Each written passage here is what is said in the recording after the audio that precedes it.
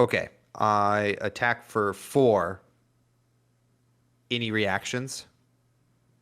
Colin, what you got? All right, so I'm gonna Kano, but I'm gonna pitch Ether Flare and a Sonic, or not Ether Flare, Ether Wildfire and a Sonic Boom, and then I'm gonna crack Potion of Deja Vu, and I'm gonna put Sonic Boom and then Ether Wildfire, and then I'm gonna Crucible Metacarpus nodes, play Sonic Boom for 5, Ether Wildfire for free, and then snap back for like 10 or something. I don't know. It's gonna be nuts. Nice. Ragamuffin hat. Boy. And I'm going to break ragamuffins in celebration. Okay, well, right. welcome to the reaction step. Oh, or unless you have more reactions, no. Isaac. No, usually I'm allowed a reaction, but apparently not this time. Taylor loves to just move into more stuff. Your communication at the table was not clear. The judge has ruled that you have passed priority. Yeah, you didn't announce. Totally. Thought you were also breaking ragamuffins, bro. Yeah, I thought you broke ragamuffins too. Nailed it. Okay. Well, here we are. The reaction step. What episode is this? 6? 7? 7. Look at us go. And appropriately named too. Reaction step.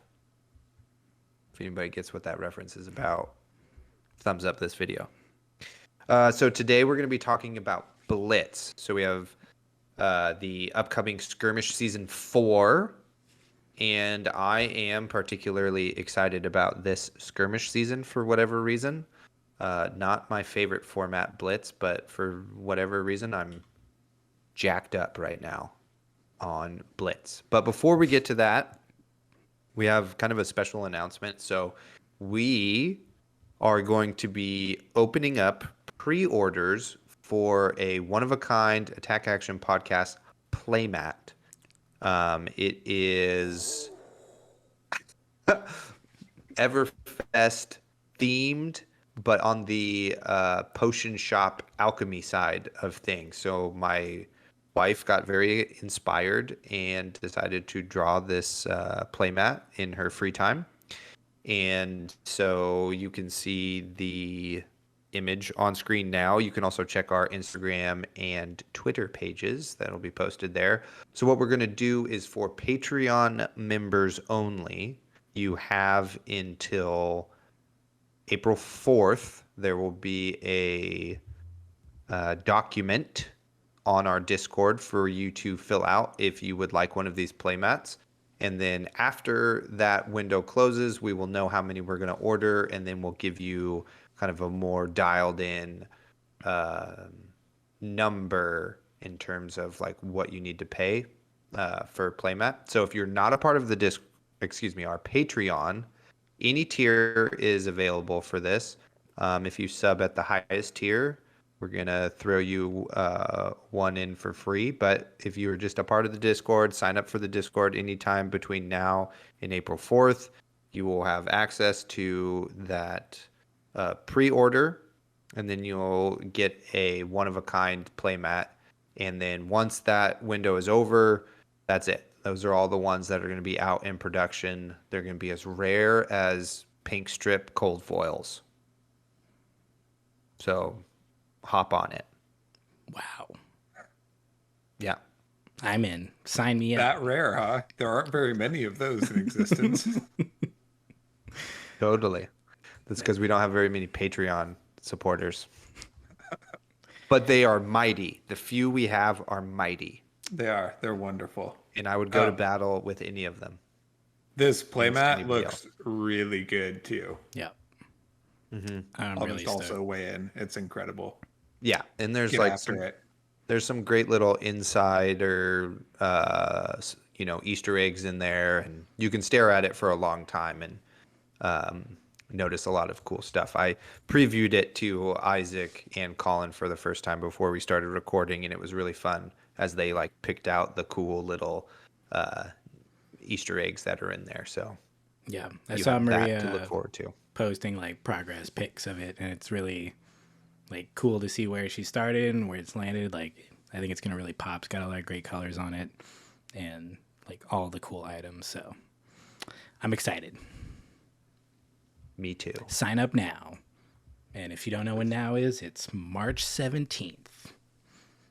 Oh yeah, happy St. Patrick's Day, everybody. Sweet. Fall days.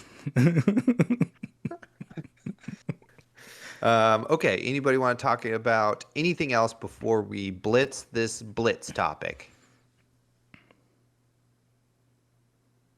I'm going to take that as a no. Let's I don't blitz. think so. I mean, normal news and shout outs and stuff can be saved for our regular podcast. So let's just get after it. Get ready to do it. Of course. Okay, so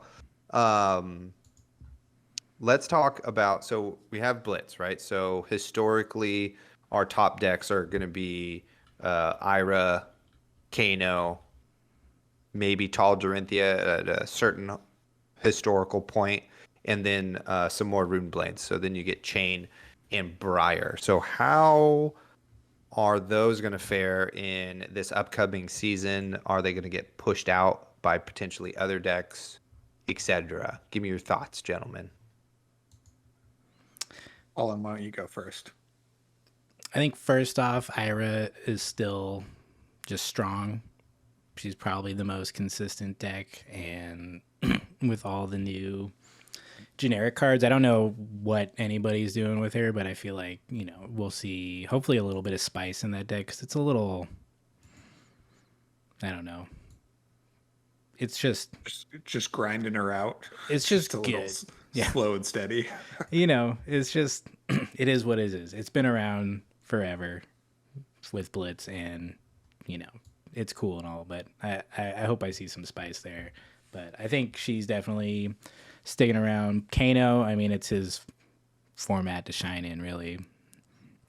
He can just do that much damage now, almost even easier than before. So I think there's going to be a lot of interesting Kano plays. I hope, you know, if you do anything cool with Kano, let us know. I want to hear all about like the deja vu, nutty ragamuffin plays, because I've already done a couple just like messing around, and it's cool. You feel even more like a wizard because you're like just manipulating your pitch and the top of your deck. It's like you don't even need to like blind Kano anymore because you're just gonna put the card like right on top of your deck and know exactly what it is. So I think that's good. I think Viz, you know, I've heard of some people talking about Viz, and I think he's got a chance to be really good in Blitz right now with the amount of damage he can just turn on, you know, with a 4-card hand is pretty nuts.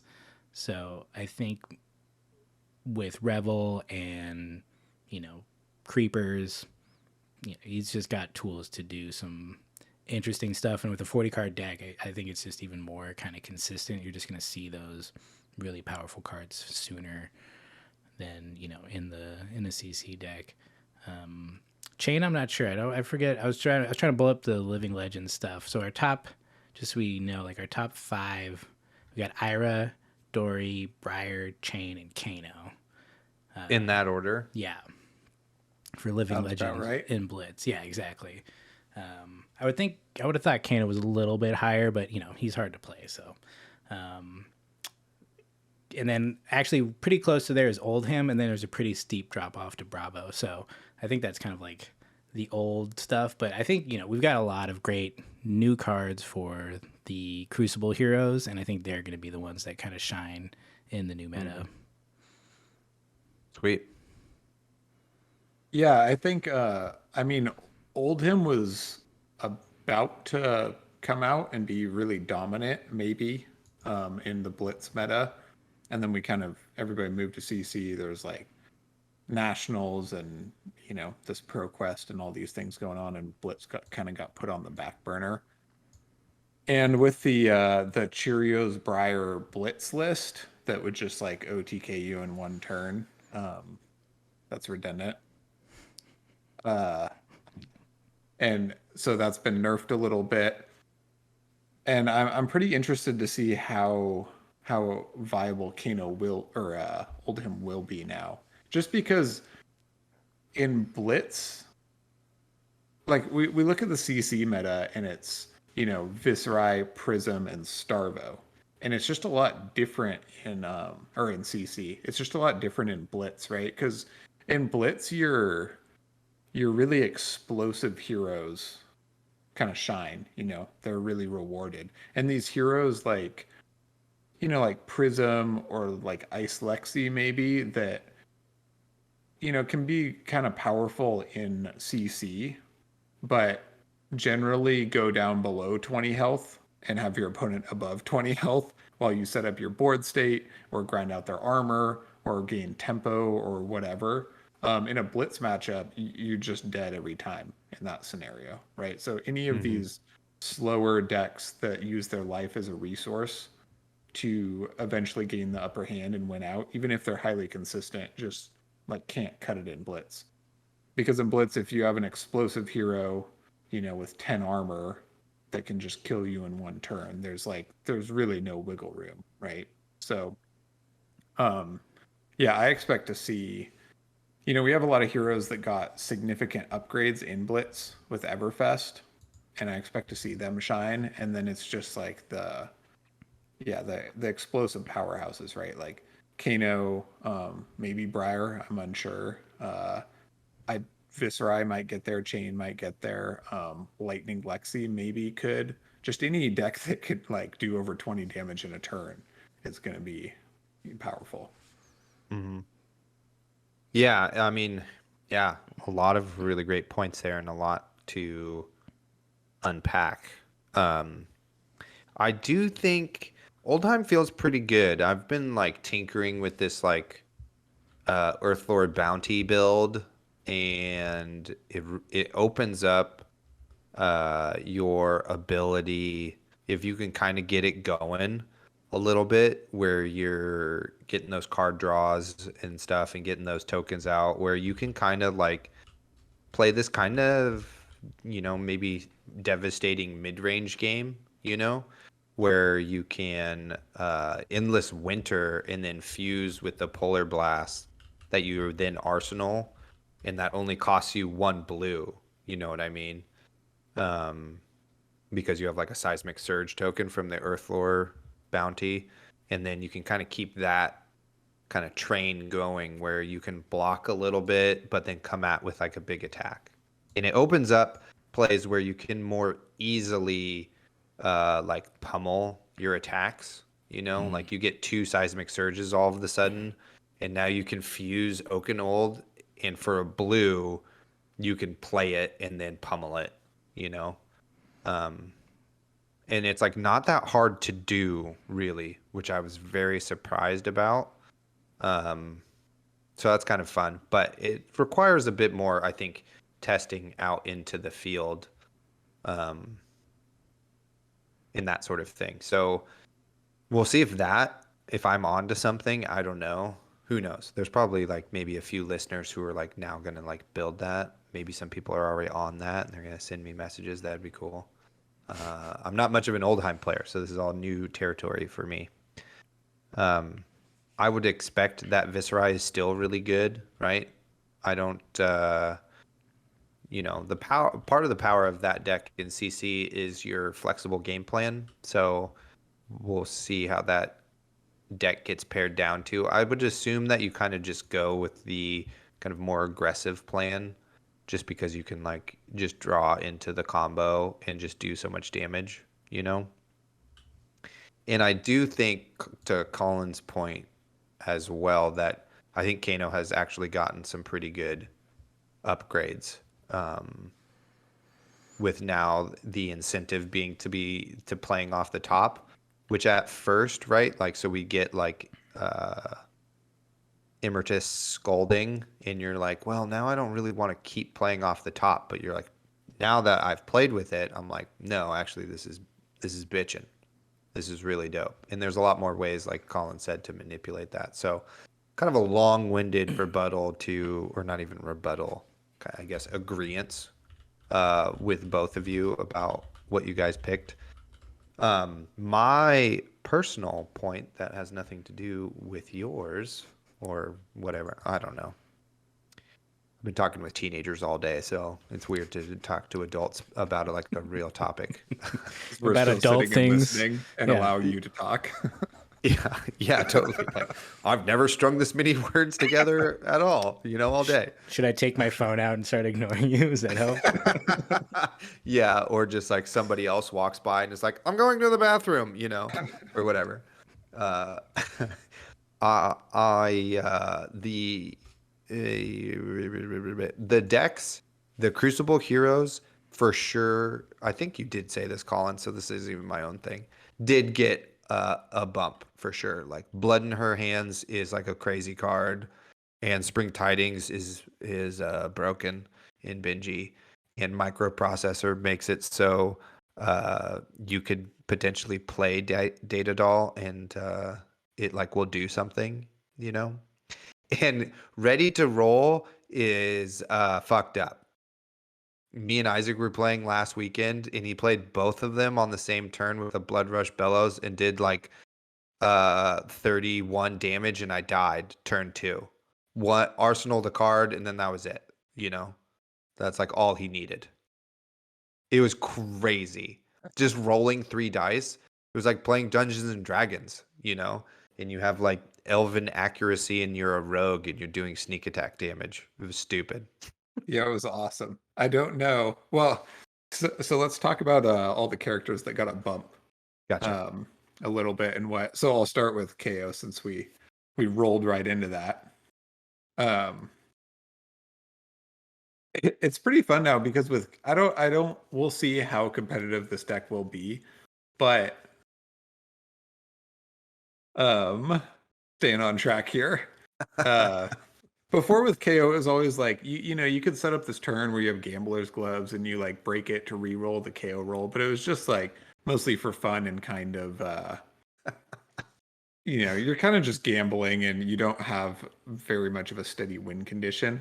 But now with Ready to Roll in the deck, you have this like chain reaction turn, right? Where you can play Ready to Roll, you can roll Scab Skins, you can roll Barkbone Strapping, and Skull Crushers is proccing off of all of these the whole time.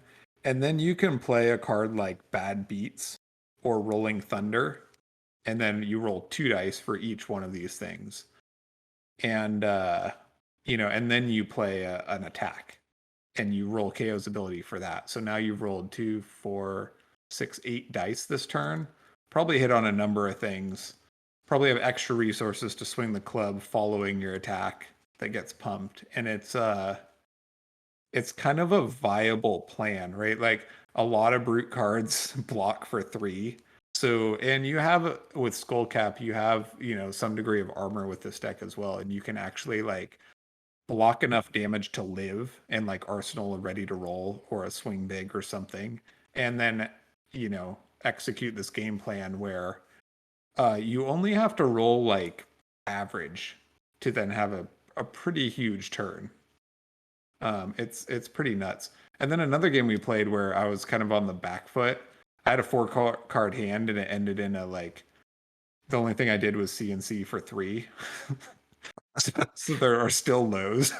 Yeah, but then like 2 turns later, you like pulled out a Swing Big or whatever Totally. for 16. That's what I was getting off at. of 2 cards. Yeah. Later, I'm almost dead, so I break Barkbone and I play Swing Big out of Arsenal for 1 card and hit on it. So then swing for 16 with 1 card, which that's like pretty fortunate. But it's like a pretty wild ride now, that's like some degree viable. It's certainly like playable and a lot of fun. And I'm a pretty notoriously poor die roller, but since you can like kind of manipulate it in your favor and set up turns, it's great. It's a blast. It definitely I guess that's it for KO. It definitely feels like, better that they kind of double down the dice rolling for KO. I think previously it was mostly just the like, okay, well, I attack for 6 or I'm going to attack for 3, and sometimes it's like, okay, well, you do something like you can barraging beat down like a CNC, right? Like they still have to block. Oh, it doesn't? No, it's not that. All right. But still, it's like if you do a brute attack, it's like, oh, well, I'm attacking for like 3 or 6 if you don't block with 2 cards, and they still have to like block with 2 cards, like, to get around the barraging, which is like funny and annoying. But I feel like now they've added enough stuff where it's like you're just gonna be rolling all these dice, and you're gonna have those moments where everyone's just like, yeah, and getting really excited, which is like, like kind of like board games where you're doing a lot of dice rolling for like battles and stuff, where it's like skills out the window, you're just chucking dice and seeing who wins, and it's like really dramatic and fun. And I think after spending so much time in constructed land, it's kind of nice and fun to come back to something that is more lighthearted. And sure, it's like kind of busted, and like but it's like that also means you don't have to take it so seriously. So I don't know. I'm excited by that. I definitely want to try out some KO because it looks, ready to roll just on its own. Just like, okay, cool. I'm gonna roll like 10 dice this turn. Like that just sounds like way more fun than it ever did before. Yeah, which is surprising too for Flesh and Blood. I was not even mad. Isaac just blasted me off the table in 5 minutes. I was like, that was incredible. Like even if that was the finals of a skirmish and I had fought my way to the top just to fight KO and got blasted, I'm like, but how can I be upset? That's like the coolest thing in Flesh and Blood right now. It's Like, just it's like Blitz. It's just like just fun. Yeah, totally. Yeah. So then so Kasai, right, is another Crucible hero, and so now you're playing like you kind of have this mini Sabers Bolton combo, and then you like record scratch right there because I said Sabers Bolton, and there's a hint of a smile behind my mustache about it. That's true. I'll fix it in post. It's fine. Just you flip your mouth upside down. The reason this is I don't know. It's much more fun doing Sabers with Kasai because you're somebody, you have to like, get all these copper tokens, and so the combo is like if you can get 6 copper tokens and you have Courage of Bladehold and you have blood in her hands and Oath of Steel, you can then like, come in for 30 damage basically and attack 3 times with all of the sabers and stuff, which is pretty sweet. And I just enjoy that way more than like trying to fill my soul and wait around for the combo, because you're still like, you still have to play the game. You can't sit around. You have to make those copper tokens. And a lot of times, like in games I've played, they're like, I don't know what could happen if I let you get 4 copper on this one turn. And I'm like, oh, you don't want to win this game? Okay, no problem. Cool. Yeah, cool. I was gonna say it does add a pretty fun dimension to Kasai in that way, because before it's like you have cash in, but the hit effect is not really relevant. But now if you're playing like a slower deck, like a Brute or a Guardian or something, you need to be very like cognizant of not letting Kasai just instantly have 6 coppers. Mm-hmm. And it's pretty cool that it made that hit effect actually do something. Yeah, totally. And then you have like more stuff like why am I blanking on it? Striker, True Striker, Sure Striker. It's the generic. Eye Striker? Yeah. So that's like a big threat, right? Even at yellow, it makes you 4 if one of those sabers hits. So a lot of those upgrades are great, like Blade Runner and that sort of thing. It really just enables the deck to do stuff. It's just, it feels like it should have out of Crucible, in my opinion. So what's that other one? Is it Slice and Dice? Yeah, that card's great too. Yeah, first attack, first sword swing gets +1. Yeah, then second sword swing gets +3. It's so gross. Yeah. In the swing too. I didn't think In the Swing was going to be great. That's the one that allows you to play it for free on your second sword attack or weapon attack. Oops. And it's awesome. It's just super good because it's just like free 3 damage. Yeah, it's an attack reaction, right? Yeah. Yeah, so now there's 2 potential free +3 attack reactions Yeah, totally. for us to stress out about. Yep. Play around. So that's pretty fun. And all of these things, like, Ira felt just leagues above those heroes, like, a while ago. I mean, and same with Briar and that sort of thing. But now their power level definitely has gotten a bump. So that's really great. Historically, the 3 of us were playing in Skirmish Season 1, and it was just like, Colin was blasting fools with Kano, and me and Isaac were like piddling around with our favorite heroes, getting walloped by Kanos and Iras. And then so we didn't really, it took us 2 more seasons to kind of get over that trauma. And last season was draft, so we were into that more than Blitz. So now we're like actually revisiting it for the first time, which maybe some of you at home are actually. This is your first Blitz season. If so, welcome. Yeah, I think it's always been pretty functional as a casual format, but back when there were no events and like Blitz skirmishes were the only events, it became ultra competitive and the imbalance really shone through. But still very early, but we're kind of hoping that enough heroes have been given enough tools to be viable, at least in a semi-competitive format. That would be pretty great, because it's really great to show up, play with a bunch of people, and have like a large variety of characters and playstyles and all that present. Speaking of, Colin, do you want to talk to us a little bit about Benji? Let's do it. This little fucker. Benji was like, even in not last Skirmish season, but like, the first couple, he was kind of that hero that pop up and he'd be like, oh man, I don't understand what he does again. Like, can you read me the card? Because it's like, he's got the 2 effects, so Yeah. attack action cards you control with 2 or less power can't be defended by cards from hand. And then once per turn effect, when an attack action card you control hits, your next attack gains +1. And his is base power. The first part's base power, right? So even if you get the +1, you still can't block it from hand. So like they come in and then they start hitting. You can. You can. Isn't it just power, right? I think once it goes to 3, you can block it. You can block. Okay. That's why they run a bunch of 1 attacks too, so that it doesn't matter. Yeah. Yep.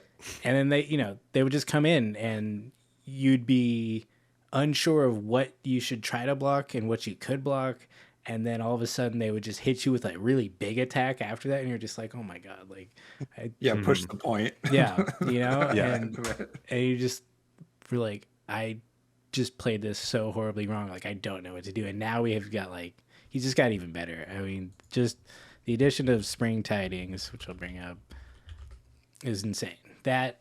This card alone is just like gonna make Benji scary for the rest of Benji's life. So his new specializations: yellow, 0 cost. When Spring Tidings hits, draw a card for each other attack action card with 2 or less base power you control on the combat chain and go again. So it just seems like people are gonna like hit you like 4 times and then play this and then draw like 4 cards and then just do it again and probably draw the other Spring Tiding. It's just like, it's gonna be really interesting. I think that it does require a very, maybe not like a very intimate knowledge of like sequencing, but like you have to pay really close attention to sequencing and making sure that like the attacks you play have go again, they're gonna get go again. And I think there's some really interesting cards, especially in the new set in Everfest, like that I didn't even realize, like Ride the Tailwinds, where is it Ride the Tailwind? Let's see, I'm gonna get this card pop. So like the yellow attacks for 2, and if it hits, the next attack action card with 2 or less base gets go again. So it's just like you can give cards go again in really interesting ways. And then I think the last kind of piece of the puzzle is the Lynx mask. Majestic headpiece. When attack action card you control hits, you may destroy Mask of Pouncing Lynx. If you do, search your deck for an attack action card with 2 or less base, banish it, then shuffle. You may play it this turn. So, like, you know, this is like even... It's basically like Katsu's ability. Fetch ability. Yeah. On a stick, which I think anytime you can go get whatever card you want is super powerful. Like, I think that's one of the... And it just opens up some like really interesting like choices too. I think for Benji it might be a little more straightforward. Like, you're probably gonna go get Spring Tidings every single time. Yeah.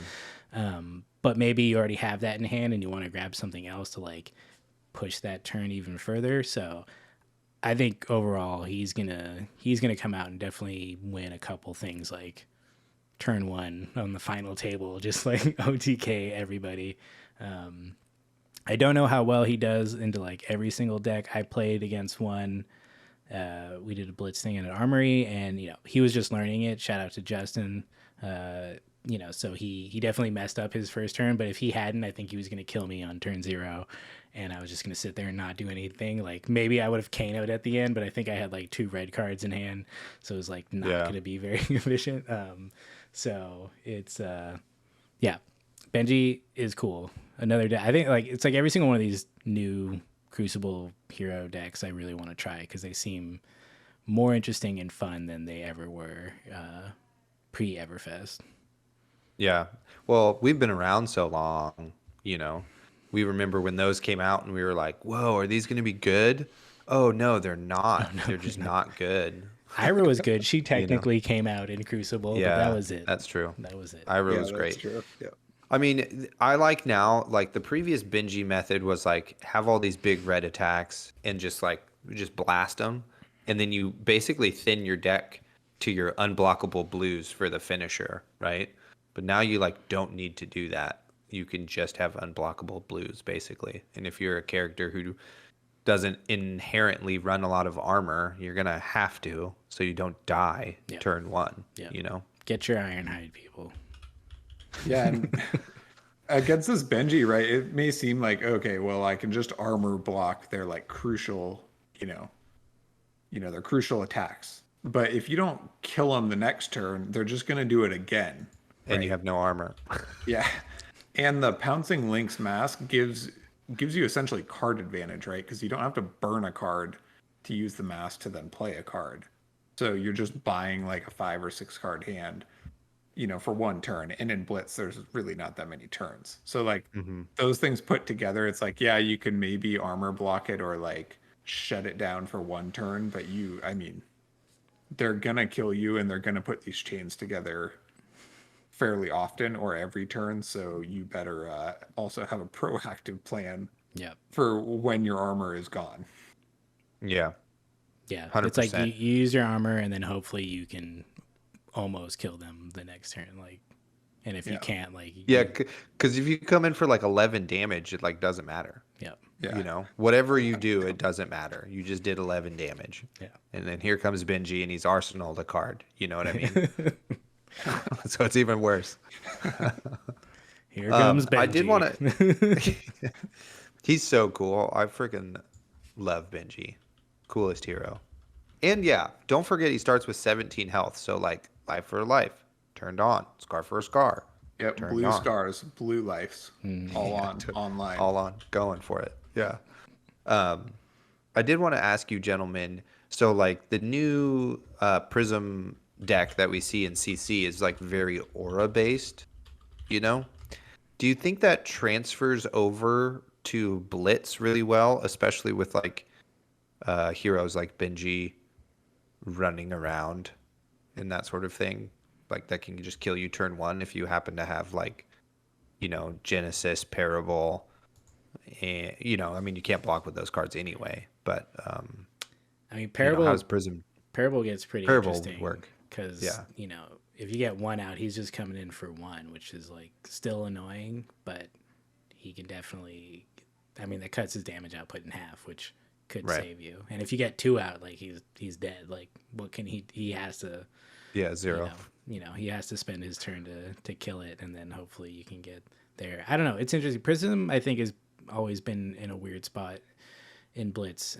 It just doesn't quite work as well. I know some people have found some like success with it, but I don't think overall it's done a lot. I think even in let's see, Living Legend. I mean, she's in the top 10, but she's got like 21 points versus like. Yeah. Well, she also came out when Chain just started like also spiking. Yeah. I think she just needs a little more time to set up, and I don't think there's enough time in Blitz. Although with her new auras, like she can do some weird stuff. So we'll see. If someone better than me might figure it out. I won't. Yeah, I also don't think so though. Yeah, that's like a hard too slow. Like number one, she doesn't have any armor, right? So against somebody who essentially has like 30 life and blocking power, she starts with 20 or 22 or whatever you side in. And playing an aura out is just like not productive enough when you're going to die in 2 turns. And half of your hand not being able to block is just not. And I know there's those turns where you can like herald, but there's also plenty of turns where you can't do that. And I think it's just like, most Prism games, like Prism is the king of, using her life as a resource to build a board state. Well, ladies can be kings. Nice. Happy St. Patrick's Day.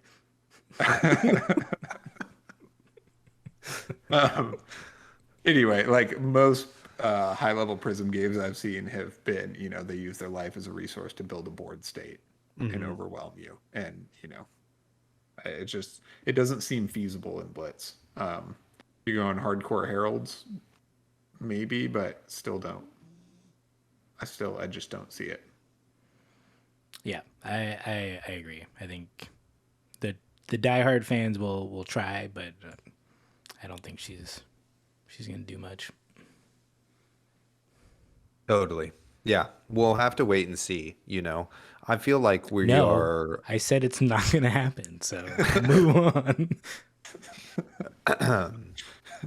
Yes, Colin. Colin said to stop trying. I do want to be like clear to that, like we are not giving maybe as much love to, like Briar and Viserai as maybe we should, in terms of like the slice of the pie of the meta wins that they're going to take. But that being said, like it's because I would like to influence people to try other stuff. That's like the best thing about Blitz is that you can come in with like different heroes because there's no sideboard, right? That like now that we have like a little bit of a power bump, you can maybe like, really get there with heroes that haven't gotten there before. And so that's kind of the, to this particular reaction step a little bit, I think go ahead. Especially Viserai and Briar, it's like they're gonna do the same thing. It's just like a smaller deck and maybe a little more consistent because of that. So, it's like less interesting to talk about because we've seen so much of it the past couple months and constructed. I think there's just more like kind of fun possibility in these kind of other heroes that, maybe aren't, the top tier, but I mean, something like Benji where it's just like, I don't know what to do against it. You're just like, well, one, you can't half the time. You're just like, well, I guess I pass, like, because I just take damage, and they just keep going, and you're just like, cool. I guess this is what it feels like when people play against me as Kano, and I'm just like, whatever, and I kill you on your turn. Like, yeah, our friend of ours did 40 damage turn 2 with Viserai the other day at a CC turn. Like the Rune Blades are going to be fine and perform really well in Blitz. But like I would say, like even when we went up to Portland and we had a little warm up CC tournament the night before the Pro Quest, and maybe this appeals to me more because I don't go to armories as much as a lot of people. But having like these skirmishes are fairly casual, right? And armories are very casual, and just like having these casual level events for you to be able to like, you know, explore new characters or different lines and like have some fun with builds and not feel the need to like, you know, spike it super hard every single time is like really nice. I really like being able to go to an event and be like, I built this sick KO deck. I'm just gonna like, you know, womp you guys. And then maybe I don't, but it's like okay. Roll out So the I jank really wagon. appreciate that part. And that yeah, that's what I'm looking forward to about skirmish season or about Blitz. It's just like it's kind of a vacation. Yeah. Yeah, that's definitely how I'm approaching it, is like this is a time to have a lot more fun or like not a lot more fun, but have a different type of fun than I typically do while playing Flesh and Blood. So it's going to be great. It's almost like looking into the next like year of Flesh and Blood in CC because of the number of heroes. And like so because we're just going to get to a point in the future where it's like there's so many different heroes and people are going to come in with some wild stuff, and I think that alone makes it really interesting, just having those extra choices. Like I see Valda and Gina's what you need down there at the bottom with no living legend points. It's like, all right, come on, let's get Genus up there. What are we gonna do? Put these silver palms on and go. But one thing is, I'm curious what you guys think. I haven't tried it yet, but which is probably blasphemy for like a wizard player, but I haven't tried Icelander yet, and I don't. Oh yeah, me neither. I haven't heard much, and I don't know if she can do it, but she seems really interesting, and I feel like it behooves me to at least try to play her. But she honestly, compared to like, it's like I kind of would rather check out Data Doll before Icelander. Like Data Doll's just got like some like cool like microprocessor, seems so cool, but like Icelander's like it's an ice wizard, like that's pretty sweet. But yeah, she's so cool. Yeah, we'll have to. I did make a deck I haven't got to play with yet, but you really need a lot of blues because you want to like play a bunch of those blues. So it needs quite a lot more than you would expect. And you also have to craft like your win conditions, right? Because you can kind of disrupt them and then like play Voltic Bolt on your turn, or like play Life for Life into Voltic Bolt on your turn for a blue, and you can do these cool things because you're not really tied to such a strict like deck ratio or like cards that can brick. But you again also have to like win the game, right? Like beat Oldhim or beat Benji on those polar opposite, like, so I think she's really, really cool, but that's all I got. Yeah, I think you said it. I don't know what her win condition is, like other than just like being annoying and like being like, oh well, I play Channel Lake Frigid on your turn at instant speed, and so now you're totally screwed. Like that's cool, but then what do you do after that? Right. Yeah, because then you have like, I don't know, I guess you still have a blue card left over, but I don't know. Yeah, then you Voltic Bolt and then Arsenal your like blue stir to then instant speed out your other Voltic Bolt you draw. Just ping him with the Kraken staff every turn, just like yeah. I'm gonna draw a card unless you stop it. Arsenal your E-Pot, play your E-Pot for free. Yeah, that's true. To then use for your win condition. Yeah, I don't know. It's hard to design, I think, a hero that's using underpowered cards without giving them any specific powerful underpowered cards they can play. You know what I mean? Right. It's like cool, Benji. I get to use blues now. That's fun. But I still have the same card pool as before, basically. But you have to play the blues, which Wizard usually doesn't want to do. So you're like, But I don't know. Maybe there, it's like with Ice Lexi, where you just kind of get used to like, okay, well, I I arsenal this card so I can flip it over. It's like I arsenal this card so I can play it on their turn, and then on my turn I'm going to do something like, you know, I don't know. Well, we'll have to try it out. You still get Storm Striders and Snapback and stuff, right? So you can like Blue Stir, Wildfire, Storm Strider something, and Snapback, or you know, it's like still nice. Yep, you can still do things. Maybe it's a Blue Stir in there, but I'm just so sad they didn't give it anything to pump the Kraken's Ether Vein. Like, yeah, weird, huh? it's like it's written that it should be pumped, but there's nothing. It'll be the next supplemental set. You'll see. Yeah. When Pano comes out. The only thing I thought that I like with that, I don't play that staff. I think it's bad. But the only thing I do like about it is you can like, you can use it to strip one of their cards. You know, like how Kano, you get to attack them twice for every one hand that they get. So you could use Kraken to strip one of their cards, maybe. Yeah, which maybe doesn't cost you a card. Or, you know, like if well, it does, because you got to pit. It's cost 3. If they choose not to block it though, then you just replenish your card. But if they do choose to block it, you like strip their card, and then maybe they have some floating. So then maybe you just wait till their turn and have them like lose those. Or maybe they pitch a red, and then you just like burn them more. Why would I ever block 1 arcane damage?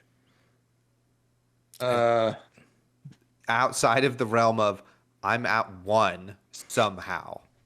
That's true. Based off how many people don't block Rune Chants, that is probably true. So there you go. Rune Chants are different though. Because Rune Chants proc hit effects, but there's always too many Rune Chants to block them. Triggered. If I ever have triggered him. Yeah, totally. If I ever have the option to block a Rune Chant to like stop a hit effect, I do it, but it just never happens anymore. It's always like 13 Rune Chants. So it's like, well, I guess all the hit effects are online. Better save my cards to block those. Sorry, that's my little rant about blocking Rune Chants. It's so true, though. It's just an avalanche. Okay. So some people, this might be their like very first time playing in like something other than an armory. Do you guys have any tips or tricks for them to enact during their very first competitive tournament? Well, yeah, you should play Kano, and everyone's going to be really happy when you flip that over, and it's going to be a nice time for everybody. That's what I got. Great. Perfect advice. I'm going to say pack your lunch ahead of time, because a lot of times there's not lunch breaks, and you'll be happy to like have a sandwich. Maybe comfy shoes or something, because sometimes it's like a concrete floor, and you know, anyway, just things like that. Outside of playing, like really make you happy. Because if you like don't have food and you get there and there's just like nowhere to buy lunch in 15 minutes that you snag, you're just like, well, fuck, I don't have anything to eat, and I'm like, you know, kind of cranky, and I don't know. You're like there to have fun. Might as well make it enjoyable. Yeah. And seriously, like I think the best thing to do, like there's so many, like before I was saying, there's so many heroes now. It's hard to have like, unless you've played a lot of Blitz and you're like really, really prepared, you know, it's hard to know what your game plan is into everybody. So just, you know, pay attention to what they're doing. You know, have them, if you're new, have them read their cards, you know, ask to look at the cards, you know, look at the hero ability, and really try to like keep that in mind as you do stuff and make your choices, because it like really sucks when you're like, oh, okay, well I pass and I take some damage and they do something that like is, you've triggered their ability now, and you're just like, oh wait, what did I just do? Oh man, I totally met, like because I did that one thing that was just kind of like, oh, I'm just going to do this, and I wasn't thinking ahead of the next couple of steps, like, you know, their turn just goes bananas and I can't do anything anymore. So I think, you know, really just be aware of what's going on and try to keep track of what they're up to as much as you can. And then, you know, again, I think have fun. It's totally an unbalanced format. All the cards did not scale down with the life, so like you might just get killed turn 0 and you might kill them turn 0, and either way you should be gracious and have a good time. And if you have time, hey, you want to play another game, like just play a second game. Like it's 30 minutes, might be able to fit 3 games in there. Totally. That's really good advice. Taylor, you got any hot tips for us? Oh yeah, of course. I love everything you said, Colin and Isaac. Those are great. Those are great tips. For me, it's always the process over the outcome. So if you are coming competitive, like I'm gonna win, right? You still got to take it like one round at a time, one turn at a time, one hand of cards at a time.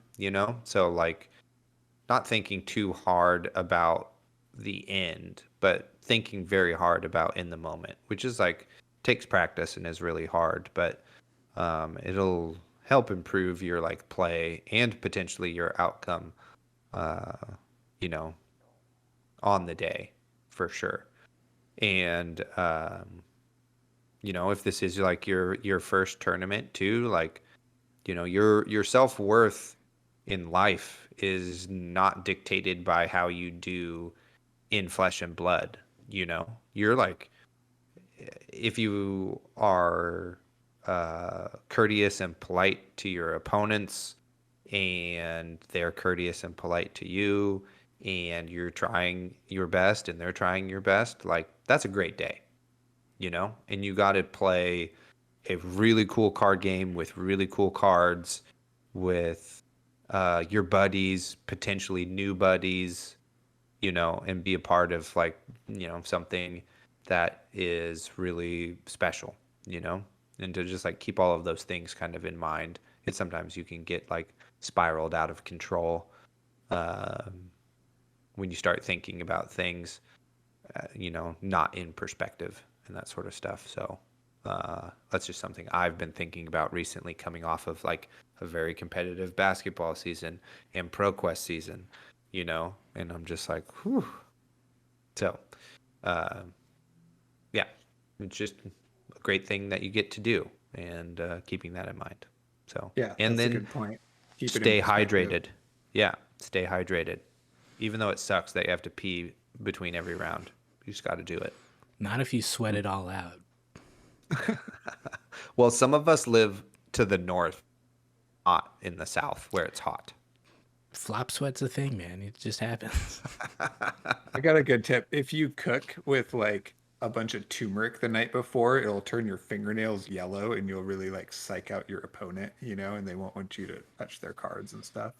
There's a hot tip. I stupidly thought like I was like eating turmeric makes your fingernails yellow, and I was just like, oh no, touching it does. Yeah, that makes sense. Did you just make a turmeric dinner last night, Isaac? Is that why you said that? No, but I've had that thought before, like playing casually, like, oh shit, my fingernails are all yellow. Yeah. Oh, I don't have a fungal thing. well, I've never noticed. To your point, Ask your your, fungal ask thing your is already opponent there. if you can see their fingernails before they touch your cards. You got fungus on those things? Nuh-uh. Judge, Judge. he's got fungus fingers. don't let him touch my cards.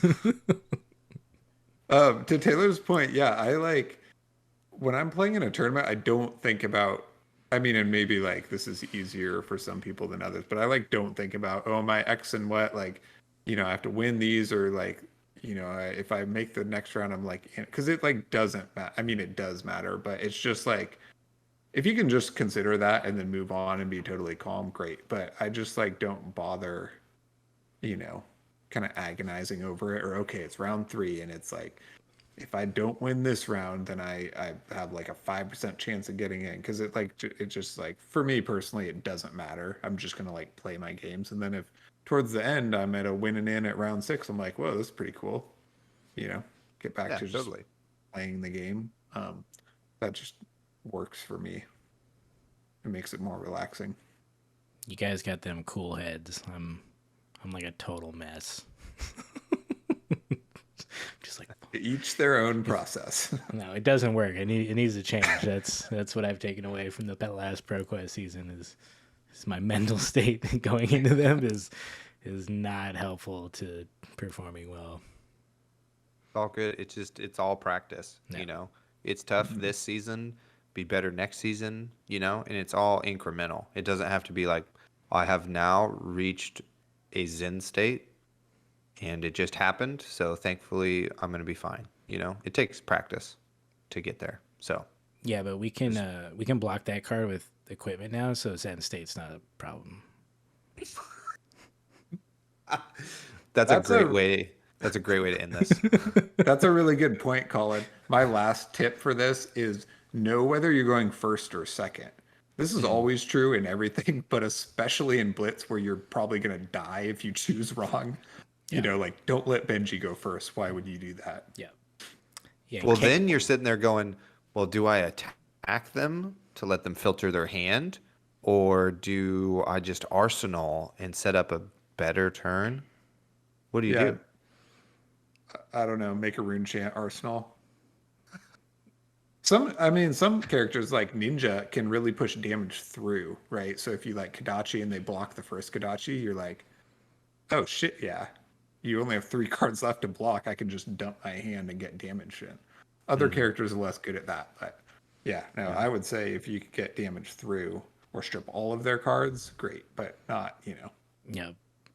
If you have to filter your hand, then you can like swing the club, but that's letting you both filter, which is pretty rough. Yeah. If you're Kano, don't let Briar go first. I learned that the hard way. They did so much damage. But Kano's one of the best ones is because you're like, oh, well, I'm just gonna pitch to Crucible and activate Kano, and if it's not something good, I'm just gonna leave it there. And you know, you can, and then you put like your red in the arsenal and hopefully draw a couple blues, and you know, you're good to go. Yep. Yeah. Yeah. Resource dumps are high value. Yeah. That's what I say. So every go out morning. there and have some fun, everybody. Go crush it. Do it. Yeah. Just have fun. Be the skirmish. Play KO at least once. Yeah, exactly. Roll as many Good tip. dice as possible. Totally. Bonus points for most die rolls in a game. Cool. Well, Bye, everyone. that's our show. Goodbye. Bye. Yeah, we nail the goodbyes every time. Yeah. Totally. I almost exited off of this call because I'm just used to hitting like stop recording or whatever, you know.